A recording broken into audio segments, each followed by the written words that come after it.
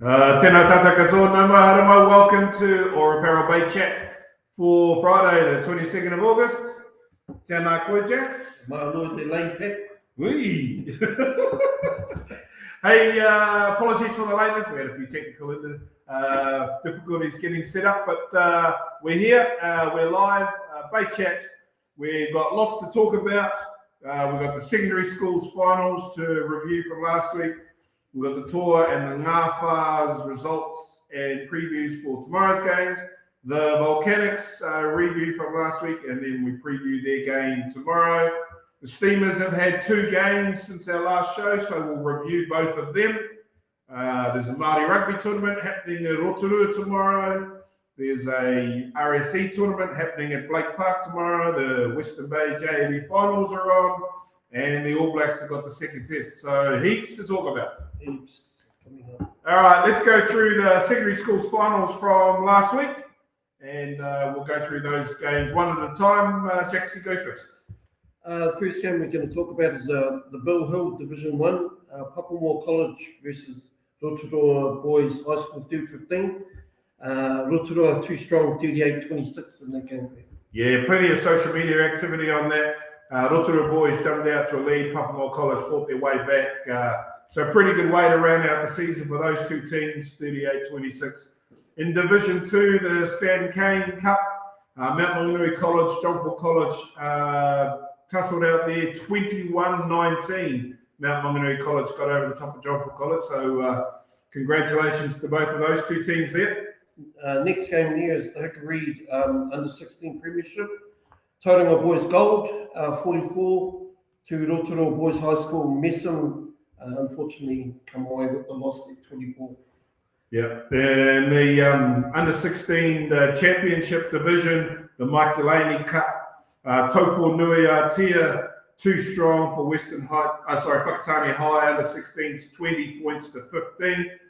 And in the Under-16 development, we have Tauranga White versus Tauranga Black.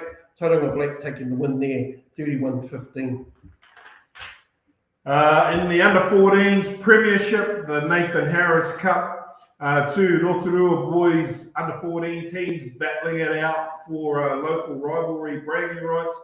The Te Toiroa Tauriorangi team 31 over the newbie team 30, so it must have been a humdinger down there. Yeah, it's a good score.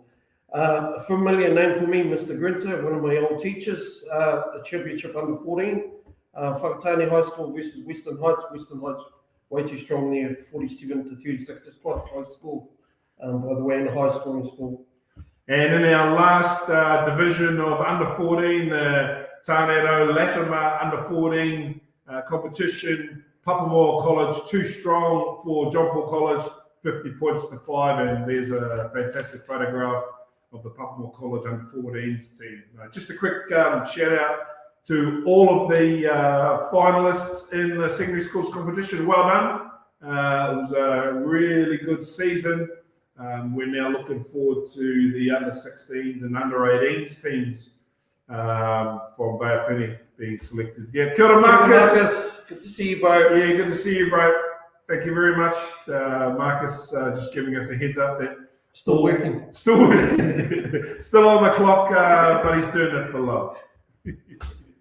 All right, moving on. We'll have a look at last weekend's results for the Bay of Plenty, Ngāwha and the tour, who both teams travelled away by bus last weekend and headed up to Whangarei. First up, we'll talk about the development game. Bay of Plenty, Ngāwha, too strong for Northland, 27 points to 19. That game was played at William Fraser Memorial Park. Hats off to the Northland Rugby Union staff for running that match. And in the tour game, I got this one wrong at the game. I thought the Bay of Plenty tour had won 22-0. But I subsequently learned that the Northland Under-19 management weren't punching their scores into Rugby Explorer. And as you can see on the screen, the Northland Under-19's too strong for the Bay of Plenty tour, 31 points to 22. So my apologies to all of those at the Steamers game last week when I told you that the tour had won 22-0. Coming up, both of our teams, the Tor and the Ngāwhā, head to Hamilton.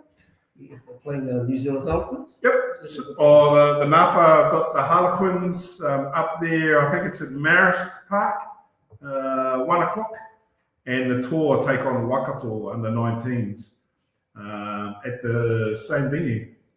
Have we got much information on the under 19s? Waikato side?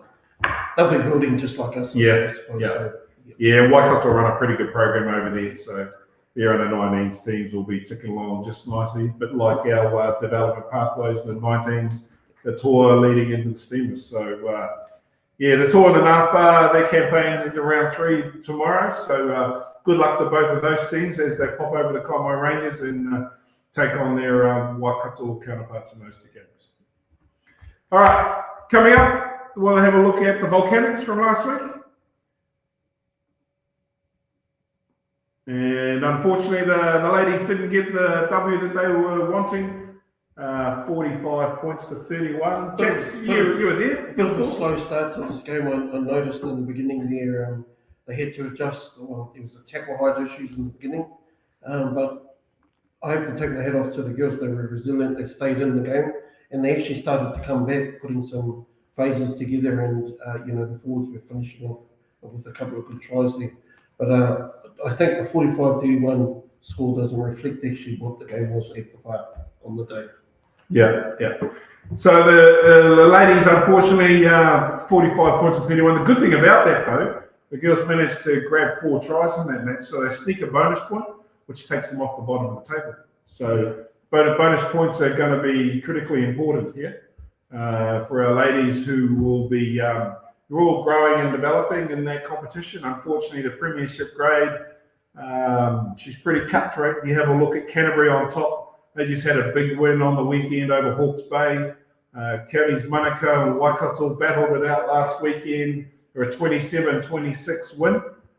Both counties and Waikato men's and women's played a double header. And ironically, both the FPC and the NPC games were 27-26 results to Waikato. So poor old Counties Manukau missing out on both those games, and you can see Auckland and Manawa too. The table they're quite close though, 10 and there was second and third and 7 points there, and they're 5 behind there. But over the coming weeks they may change. The leadership might change there, but Canterbury looking strong at the moment. And congratulations, Luca Connor. She was the Dignity player of the match last weekend against Manawa too. So. Great to have her back in the side and leading from up front. Yeah, she's a natural leader. I was watching her around the park and, how she communicates with in terms of her teammates. She's pretty on song and she can carry well. Yeah. She's not a blackbird for nothing. Yeah, that's right. All right, coming up, the Volcanics, it doesn't get any easier for them. They head to Auckland tomorrow, take on Auckland at Eden Park, 4:35 live on Skype. So they've got a tough battle ahead for them. Great to see Nat packing down in the second row last week. Really good to see her back on the field. After a long stint with her injury. Yeah. I think just in terms of a game plan, that I would assume that Ryan has got in place for them for the week is just to make sure that they get those basics right slowly, and be patient, because that's what happened on Saturday. I noticed when they were more patient and they played to the game plan, get field position, and then put some pressure on the line, and they managed to get over in the end. Yeah. All right, kicking on. We'll have a look at the results of the 2 Steamers games. Steamers have had 2 games in 5 days. So their first game was last Saturday against Canterbury, and unfortunately that result didn't go according to plan, but by jingoes, that Canterbury side fronted up, didn't they? I mean, they were star-studded side, and in terms of the physicality, you could hear it from the sideline. And they didn't, both teams physically, I thought, matched well, but just Canterbury's defense just seemed like solid as a rock. Yeah, she was a tough match to call from the ground announcer's box. They just tackled, and you can see the boys trying to lift. But unfortunately, and if you're going to beat Canterbury, you're going to have to be 100% perfect and have a couple of things go your way, right? And unfortunately, they just hung in there better. A couple of their stars stood up. I was very impressed with their captain, Chrissy. Very impressed with him. He's very technical over their ball. Yeah. There was a couple of times there where, from my Bay Plenty length, So with one eye like this, I thought that he's very good at getting over the ball, and then he leaves his feet, but he splits his hands up and he's still lying over there. Michael Windsor was all over there, and he didn't play on. So yeah. I'm going to make comment. I know their roommates and their bromances, but by jingoes, Naitoa and Kurt Eklund, gosh, they're just going so well at the moment. Yeah, they're pretty tough characters, and away from the field, they're funny as Larry. But when they get on there, they're into the graft. They one thing I noticed about Naitoa is he's actually, I don't know if Kurt agrees with this, he probably won't, but I think he's the natural leader within himself, and maybe that's something that he may want to strive towards in terms of being a captain. But he's quite patient around his decisions, and he's a hard worker, leads by example. So, in terms of a leader, that's what I would look for. There was a couple of instances last Saturday where I thought there was two of them on the field because he was making tackles on either edge. So anyway. So moving on from last Saturday, obviously the show was late today because the boys had to back up at their second game in 5 days. And the TAB had the Steamers paying $1.07 and the Stags were paying $7.50. And the graphic on the screen says everything, 30 points at 25, a well-deserved win to the Southland Stags. And my mate Julie Madsen, who works for Southland Rugby, thanks very much for texting me at midnight and letting me know the score. So I really appreciated being woken up to that. But yeah, the Southland team, they were just outstanding last night, weren't they? They played very well. They played really well, and they played to the conditions, in terms of what Bay Plenty was chucking at them, and it was tip for tat for the majority of the game, and it come down to the kicking really in the end. But I am going to talk about that try that Caleb Trask scored. Do you remember that? Yes. Yeah. So they didn't remember it. Is that one? No, the quick try off the 50-22. Yeah. So, yeah. Not only retrieved the ball and touch after Caleb had kicked. That was a massive 50-22. That was like a 70-meter kick. It was crazy long. Quick throw in. Caleb was definitely 5 meters from the touchline when he caught it. And that's the experience, right? He, obviously, and he kicked that ball right up the field. So he chased it. So that was a 10-meter 22, not a 50-22, because he was 10 meters from the touchline when he kicked it. Yeah, and the experience of, Seven's experience of to, his instinct just to quickly throw it in, because he's always, if you watch him when the ball goes out, he's always looking to get it straight back into play and keep it alive. Yeah, so unfortunately the result didn't go the way we planned, but they still managed to squeeze a bonus point out of that. 30 points at 25. So if I could review in terms of the performance from last week against Canterbury and last night, you've got to take your hat off to the newbies that have come through this year in place of the people that have gone off to the All Blacks, and Alan Cook was out last night with injury. They stepped up, you have to take your hat off to them. It would be a new experience for the majority of them, but I thought they held their own, for a long time in the game, but unfortunately, it's an 80-minute game. Well, and the other thing too, right? I'm not sure if Viveni Lasanga featured in the Dwayne Monkley medal points again because he's leading it. Well, he was leading it up until last night, but that try that unfortunately was scrubbed out because he spilled it in the act of scoring. That pickup by Nicola Broughton was just an amazing piece of skill in itself. Nicola and her sister and all those times they played in the backyard together, and that was a fantastic pickup. Offload to Viveni, and Yeah, we scored that try heading into half time, and you don't know. But the funny thing is they try the knock on, only come back in the second review, so we're back up to the screen. yeah, So he had to go and have another check. maybe they should have kicked the conversion quicker. Yeah. Anyway, we're not planning on previewing the Steamers' next home game because it's not till next Friday night, and we've got a show between now and their game. So we'll preview the Steamers' next game in our next show next week. What we do want to talk about now, though, there's if we've got nothing to do in Rotorua tomorrow, there's a Māori rugby tournament being played over there. Rads, if you want to just chuck that graphic up. So there are teams from Hawke's Bay, Counties, Manukau and Taranaki Māori, and as well as Central Bay Māori, all playing tomorrow at Neil Hunt Park in Rotorua. Under 16s, I believe. I don't know much about it, but it just appeared on our radar during this week. So if you've got nothing to do in Rotorua tomorrow, other than the Central Bay Junior Finals, then head along. You can see there's games at 1:30 and 3 o'clock. So seniors and under 16s.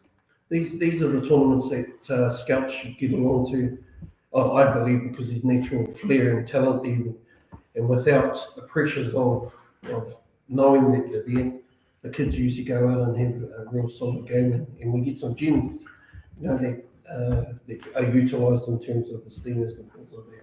The rough diamond. The rough diamond. The Ngarohi Magawi Blacks of the world, the Stacey Walkers, who just happen to have not gone to the right school, and they're probably playing for Roa or something like that out in the middle of no man's land, and they just turn up to a tournament like this, and then suddenly they're playing for the All Blacks and Blackburn Sevens, and then they come play for Blackburn. I just seen a comment there, I just didn't see who it was. No. Bulla, whoever that was, I just seen you there. Bulla Vanaka.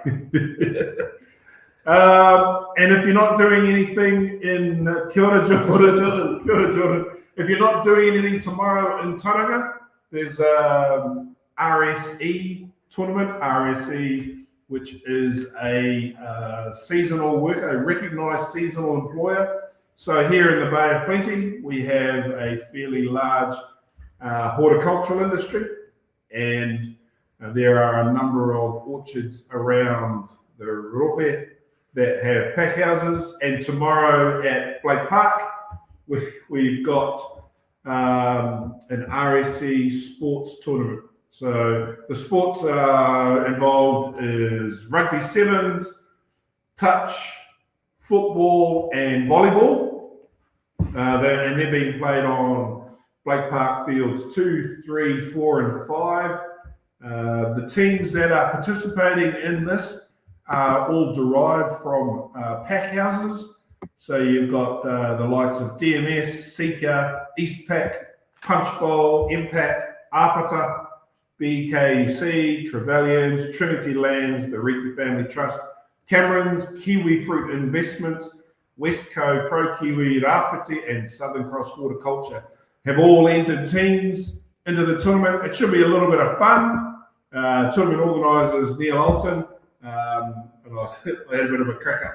The email went out to them yesterday, just letting them know that the kaupapa behind the tournament was fun, and that it's not a World Cup. So we'll see how they take that. But hey, it's giving our Pacific Islanders who are here away from their whānau, living, working, harvesting our crops for us, an opportunity to play some fun sport. Yeah. So it should be good. It's the second year now. Yep. And if anything, if we're going off last year's tournament, it was a beautiful day. A lot of people out early in the morning, and there's a lot of flair on, in terms of competition, village against village, and island against island. So we've got nothing to do tomorrow. There's food stalls on. Play starts at 10 o'clock at Blake Park. Yep. So culminates in some finals towards the end of the day with some trophies. But it's all about fun and getting the pack houses out. So That's one thing that they do well is they celebrate. You should hear the screaming and the music and people up under the trees along the fence line, running down the sideline with lovers. And I have had a quick squiz of the weather forecast. It's looking pretty good for tomorrow, so I won't have to invoke my wet weather clause. That's good. What else we got? All Blacks. All Blacks are in Buenos Aires this weekend for the second leg of their 2 test matches for the Rugby Championship. Rav's has got a bit of a graphic up there. It's not going to be easy. Looking forward to seeing Cody Taylor play his 100th. Just the 14th person to do that, so I'm looking forward to that. Adi Savia can't be far off his 100th. Yeah, sure. He can't be far off. Anyway, if you know how many games Adi Savia has got to go, let us know in the comments. Otherwise, looking forward to the All Blacks have a hit. Steamers get a weekend off because they played last night. Good luck to the Volcanics, the Tour, the NAFA. Good congratulations on all the secondary schools winners. Have we forgotten anyone? Just do a shout out to Neil. Yeah, absolutely. Yeah. So, long-time Bay of Plenty employee Neil Alton. It's his last day. Well, he thinks he's finishing today, but he's actually finishing tomorrow because he's running that RSE tournament. But Neil is Neil and I go back a long way. We played for Graham Henry's New Zealand secondary schools team together back when last century when tries were boys. No, Cambridge. Oh, he's at Cambridge. Yeah, Cambridge High. Anyway, Neil's finishing up with Bay of Plenty Rugby. I think he's been here since about 2011 or 2012. Oh, okay. So he was the community rugby manager. He was the one that hired me. Referee manager. Yeah. A bit there. Yeah. And then he moved into partnerships and engagements where he's been since 2019 when I was head of community. So he went to commercial, then I jumped in the community seat. And so he's running that RSE tournament. So just sort of big shout out to Neil. Big lot of IP walking out of the office with him. Yes, absolutely. So Neil, when you get the chance to watch, there we go. Artie is on 96 caps. Kapai, thank you very much for that. Thank you. Yeah. Neil, when you get the chance to watch us, I can just see you through the next room. Neil's still busy at it with Ati, but we thank you for everything that you've done for our community start, and also the organisation. As Pat said, the IP that's going to be walking out in your shoes when you finally leave Bay Plenty Rugby tomorrow is going to be hard to replace. And he's got a lot of knowledge. Like I'm lucky enough that I get to pick his brain every now and then, when we're in here doing some late nights, but he's going to be missed. I'm going to go and have one beer with him. I'm definitely going to go down and have some, down to his farewell tonight, because it'll be different. It'll be sad in ways, but I bet you he's got some. He shared some of his stories that he's had here and the people he's seen come and go. Neil and I have already said our goodbye. Yeah, I've given him his present. So anyway, hey, that's the end of the show. Just one more from me, Pat. In terms of our people out there, obviously it's Tongan Language Week. That's why I started with okay. Tongan greetings. Sorry, apologies. We're just trying to be Māori. Pacific Island, to Mananui Akua, our people from the Pacific, we're just like them. We want to enjoy our language, and people are coming back to learn it. And I just think it's good that we can share each other's language, and every now and then when we can use these sort of platforms to be able to acknowledge our Tongan community, let's do it. So share languages, share a kai. Yeah. Love a good Tongan feed. Yeah. Love a good feed, full stop. Yeah, that's right. Anyway, I think we'll wrap up the show. Thanks for joining us. Go to Volcanics, go to Tour, go to NAFA this weekend. Go to the All Blacks. recover the stims. And we'll see you 12 o'clock next Friday here for Bay Chat. No order, my folks. No whā tū.